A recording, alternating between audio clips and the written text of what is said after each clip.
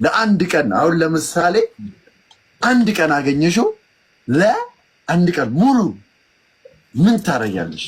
ማለት ከናውን ጋር ብታሳልፍ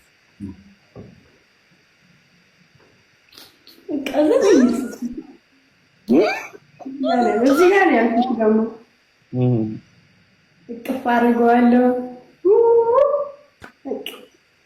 ከዛ በኋላ ቲክታክ አልጠቀም፣ ላይቭ አልገባም።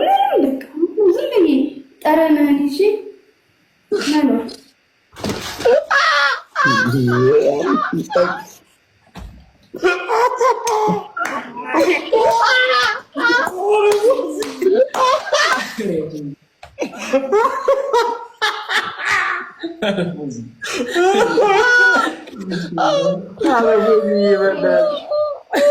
ወይ ቸሩ መድኃኒዓለም።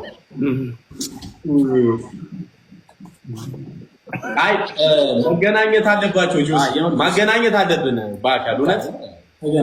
አብዛኛው ሰው ተገናኝተው ቪዲዮ ይስብልን እያሉ ነው።